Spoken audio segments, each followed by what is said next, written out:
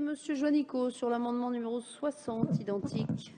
Merci Madame la Présidente.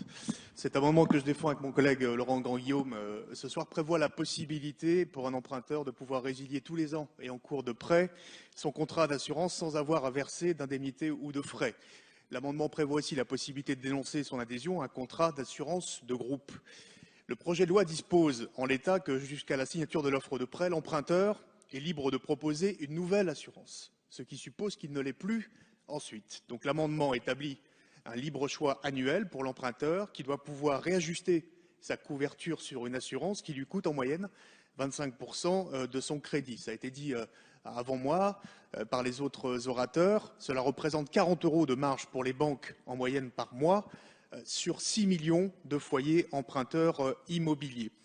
Donc cette faculté de résiliation permettrait à certains emprunteurs de pouvoir sortir de situations délicates comme les situations de surendettement ou à des personnes en risque aggravé de santé d'accéder à de nouvelles propositions d'assurance plus étendues et moins coûteuses. Merci, monsieur le député. Monsieur le ministre, votre avis sur ces amendements identiques, s'il vous plaît.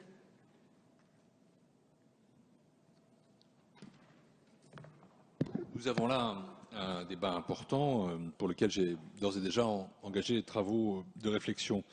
Je rappelle qu'il est d'ores et déjà possible de changer d'assurance en cours de prêt, mais que ça peut nécessiter, lorsque le contrat le prévoit, l'accord du prêteur. Et c'est la gestion de la généralisation de cette pratique qui a été posée. Comme j'ai déjà eu l'occasion de le dire devant la commission des finances, il faut s'assurer qu'une telle réforme se ferait au seul bénéfice de l'ensemble des assurés.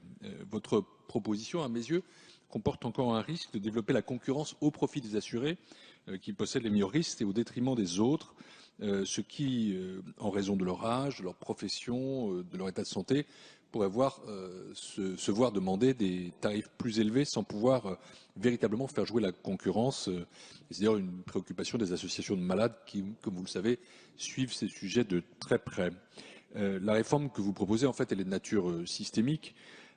Mon sentiment, je redis ce que j'ai dit en commission des finances, c'est que je déconseille de s'y engager sans avoir fait au préalable une analyse complète et approfondie de la situation actuelle et du possible impact de la réforme. Ni vous, ni moi ne souhaitons nous retrouver ici même dans quelques mois ou années à revenir en arrière sur une réforme qui n'aurait pas correctement pris en compte ces risques, faute d'avoir été bien préparée. Or, il me semble que nous sommes dans ce cas de figure. En même temps, je suis très conscient qu'il y a une volonté forte, comme ça a été dit par Nicolas Sansu, sur tous les bancs d'avancer sur ce sujet et qu'elle est partagée. Je sais par ailleurs que nous arrivons presque au terme des débats sur cette loi et que vous ne voulez pas vous retrouver sans faculté d'agir par la loi dans ces prochains mois. Donc je voudrais vous faire une proposition que j'avais commencé à amorcer pendant le débat en commission, qui serait de retirer cet amendement au profit d'un amendement qui serait déposé dans les prochains jours pour le projet de loi consommation, qui demanderait au gouvernement, c'est-à-dire en l'occurrence au ministre des Finances, à moi-même, de vous faire rapport avant la fin de l'année sur l'ensemble des aspects de ces questions et sur les modalités d'une éventuelle réforme. Je m'engage à rendre ce rapport dans des délais compatibles avec la deuxième lecture du projet de loi sur la consommation. J'en ai parlé évidemment avec Benoît Hamon, à l'occasion de laquelle, en fonction des résultats de cette étude, vous pourrez décider ou pas de mettre en œuvre une telle réforme. Vous voyez, ce que je vous demande, c'est pas du tout d'abandonner le projet, c'est de nous donner un peu de temps, tout en conservant un véhicule législatif avec une proximité suffisante pour éviter de commettre des erreurs, des approximations.